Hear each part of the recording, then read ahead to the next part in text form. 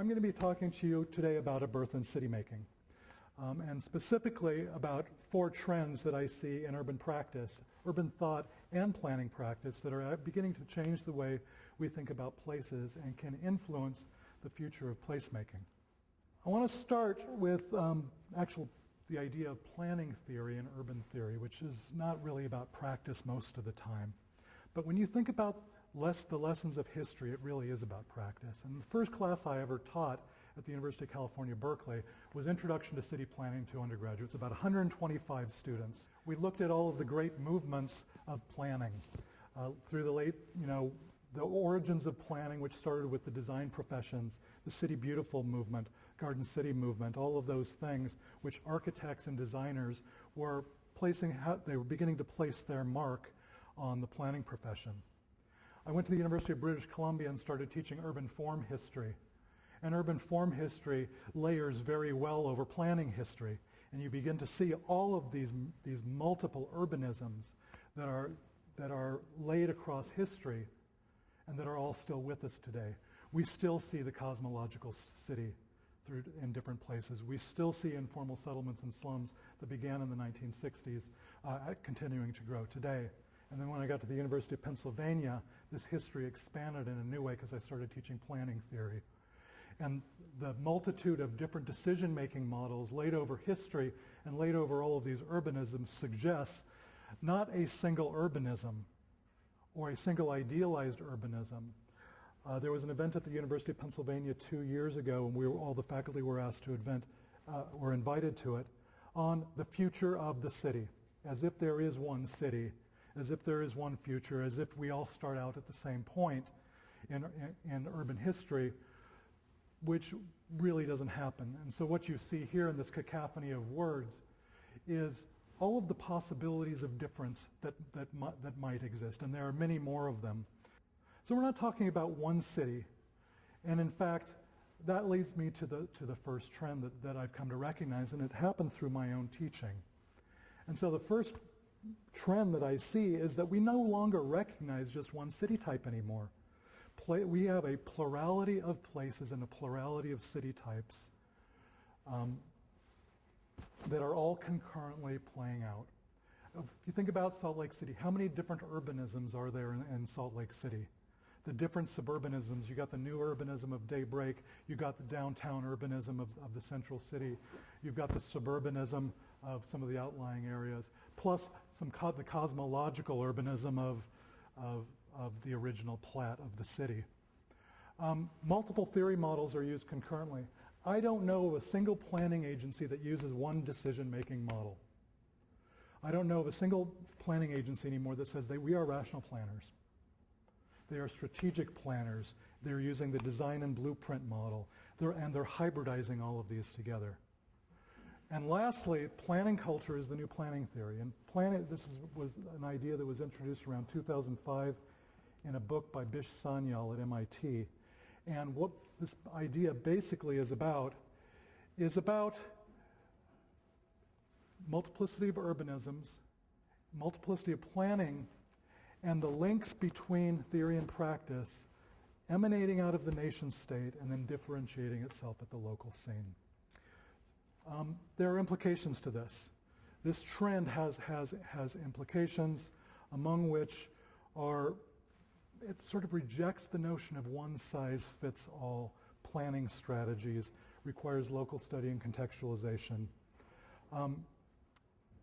Difference is the norm rather than similarity. And it also suggests that we need to understand ourselves and the way we build cities. Let me give you 2 examples. 2 countries that you know pretty well. Okay? The United States and Canada. They have 2 very different planning realities. Planning culture is different within each of these places. So what does the United States stand for in planning, and what does Canada? Life, liberty, and the pursuit of happiness, we sort of understand that as the basis of some notions of Americanism. What's the equivalent in Canada? It's not life. They are not our 51st state. They get really angry when we talk that way. Peace, order, and good government.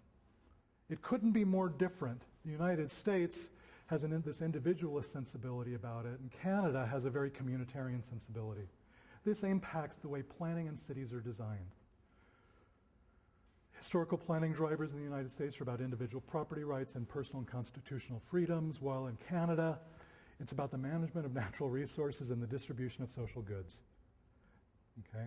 And in fact, their planning agencies, they don't typically have one planning agency in each city in Canada. In Canadian cities, they have two.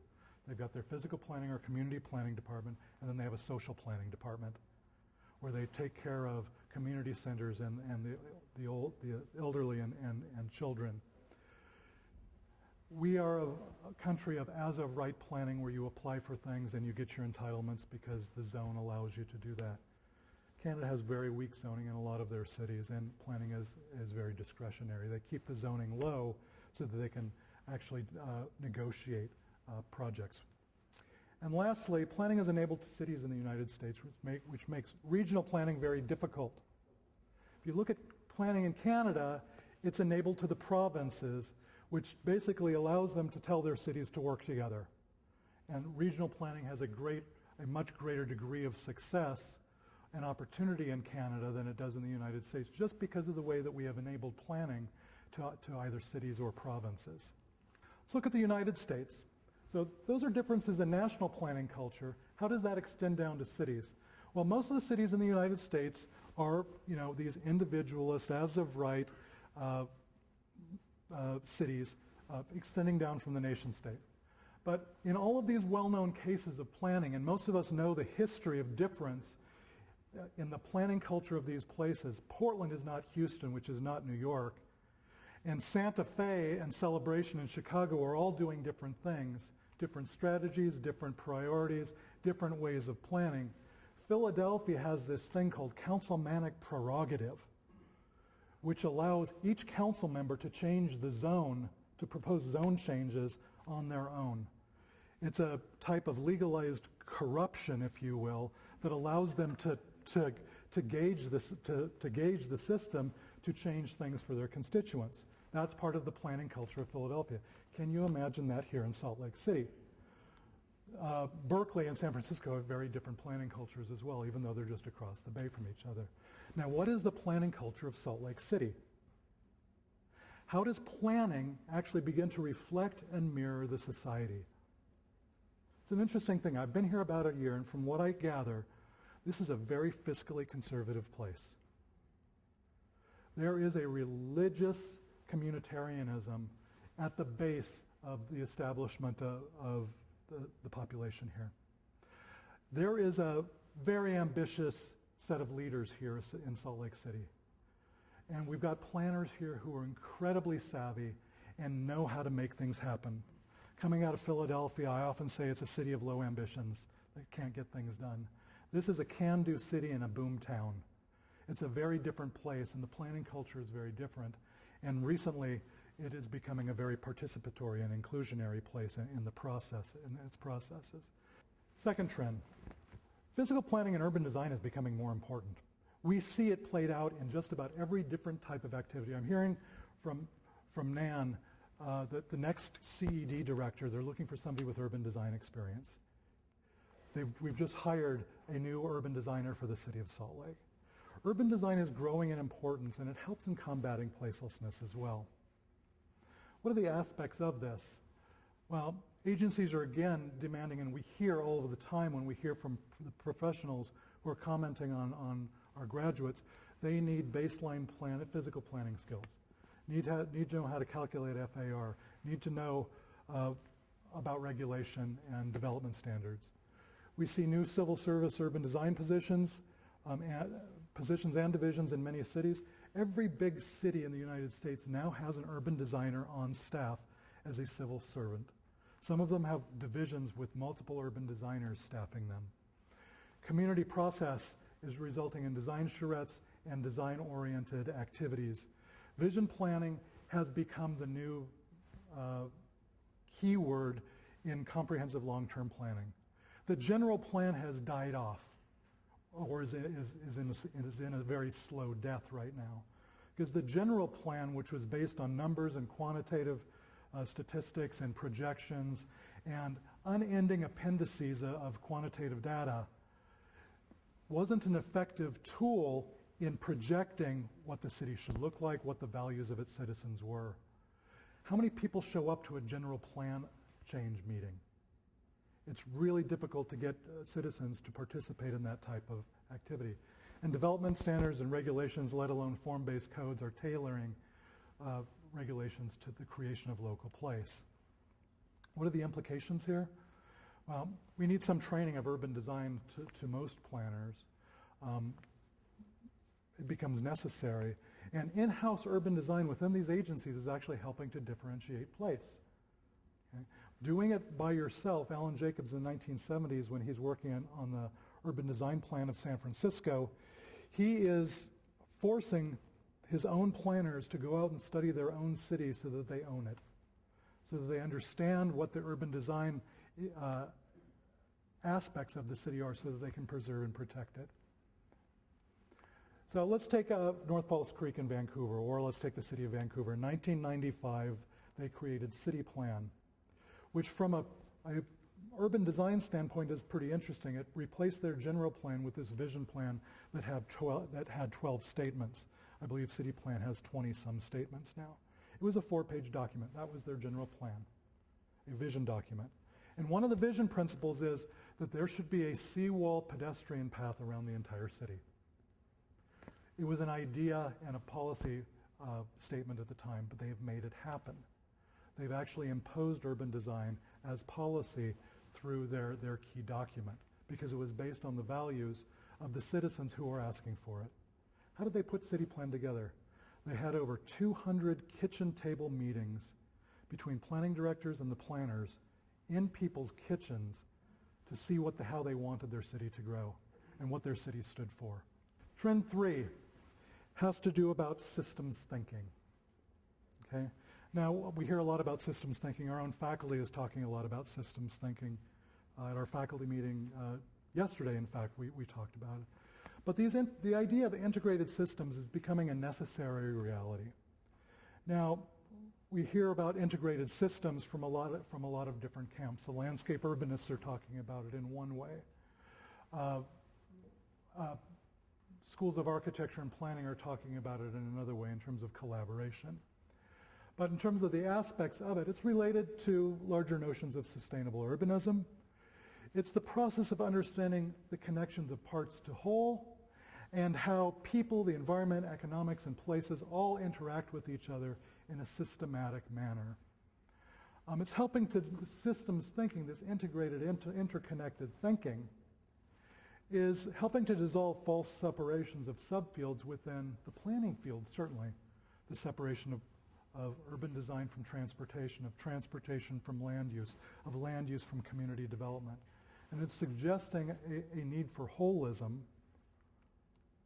but also between the built environment professions themselves, between architecture, planning, landscape, civil engineering, real estate development, politics, community organizing. This coming together in collaboration of the built environment professions is something that we don't see in academia very often, and it's really hard to affect. But we see it in practice all the time, because teams of design professionals are coming together to produce these collaborative projects over and over again. And in fact, I was talking to Cindy Sanders of the Olin Landscape Company in Philadelphia, and she said most of their projects are team-oriented now. They have a sub-architect. They might be the prime on a project as a landscape architect, but they're hiring architects, engineers, water specialists, infrastructure specialists to be part of a collaborative team. Implications here are that we need to educate people to the idea of systems, to complexity, to how these parts come together in a whole, and notions of holism. I still don't fully get it. I'm still learning from my peers about this systems thinking, but I know what it is in the practice of the built environment professions. So in terms of systems thinking, we can see a couple of examples. Here's Envision Utah's plan for tracks, right?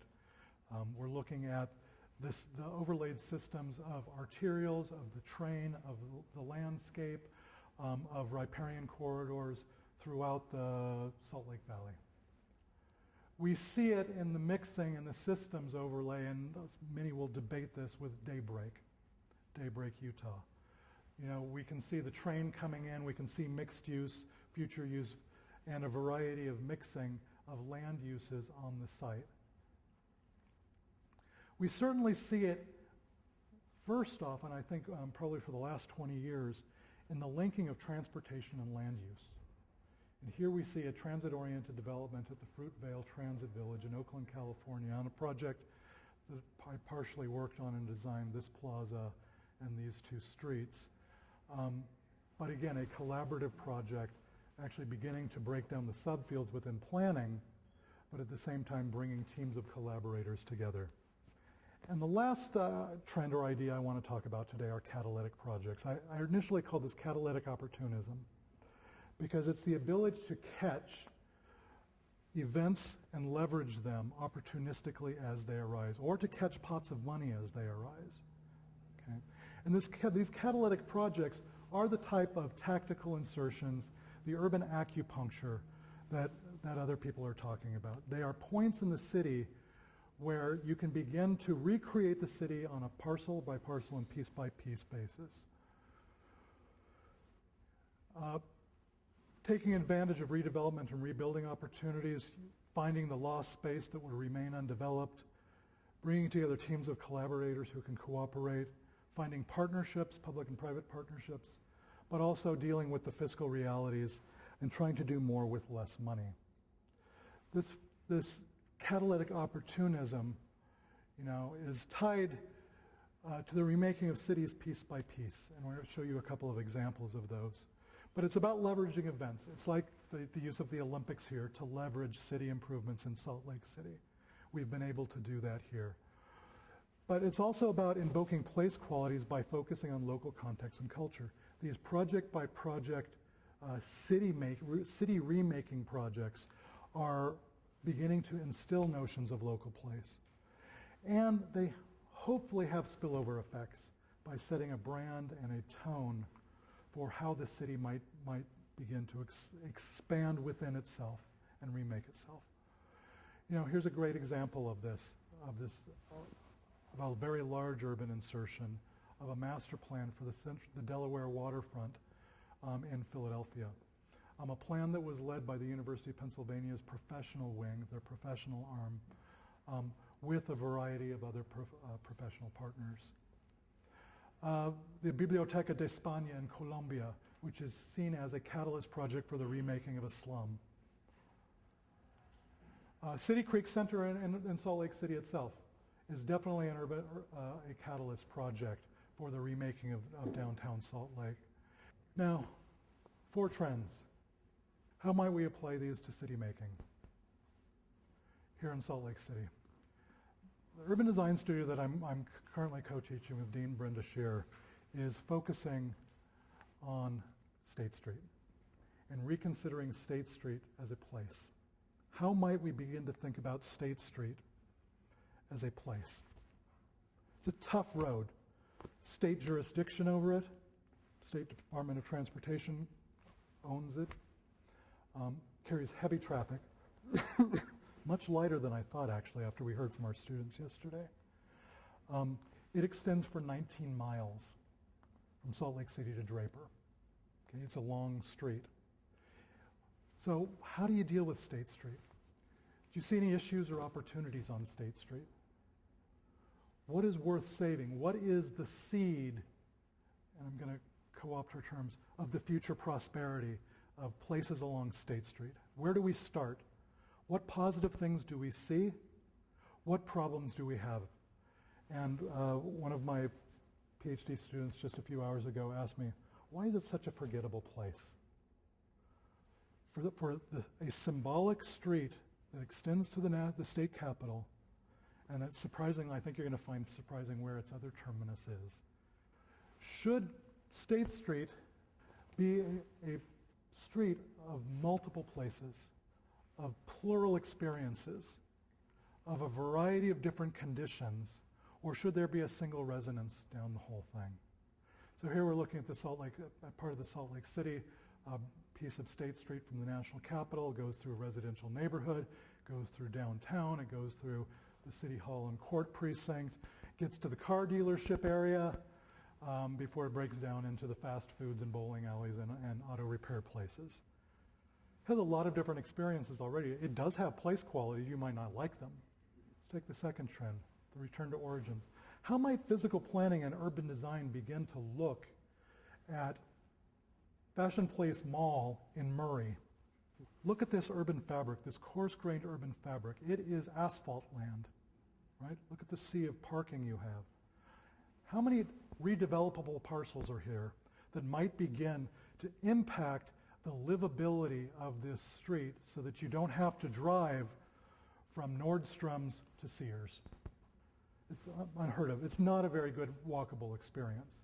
So how might physical planning and urban design, how might rules, regulations, design standards, public-private partnerships begin infilling, changing, and redeveloping State Street so that it becomes a livable street? How might systems thinking start changing State Street in Sandy, particularly around Rio Tinto Stadium? Okay? We see huge surges in traffic and activity on game days, and then complete dearth of activity on most other times. Here's Rio Tinto Stadium. And what do we begin to see? We begin to see riparian corridors cutting through this space that are undergrounded and not visible. Okay? How might those become assets in urban design or placemaking? And lastly, let's get to Draper and the terminus point of State Street. State Street ends at something called Outlet Mall Drive. It's a brutally sad ending starting at the state capitol. The State Street hits Interstate 15, then becomes the frontage road, and then turns itself directly into Outlet Mall Drive. It's not quite the symbolic terminus that the state capitol is at the other end. But when you begin to look at Draper, there are still farms in Draper. Okay? These are development opportunities along the sides of State Street that could begin to become catalysts. But what is the urban catalyst to change State Street? How do we leverage a catalytic effect on a street that disappoints so many and is so forgettable to others? Well, what is it? Is it new light rail or a streetcar that runs the whole length of it? Pretty big ticket item. Is it the great new cycle track that allows you on a fairly flat site parallel with the mountains to cycle from Salt Lake City to Draper? Is it new jogging and health-related infrastructure associated with that lane? Should we be running perhaps an annual marathon down State Street in a great loop? What is the catalyst that's going to do that? Where is the pot of money that will need to shape that? Or should we even be thinking about State Street as a complete street at all? And the idea that you can actually make places from opportunities is what I'm looking at here. 4 different trends with the opportunity to begin seeing the city in a very different way and making it differently. Great, thank you for coming, appreciate it. And thank you, ma'am.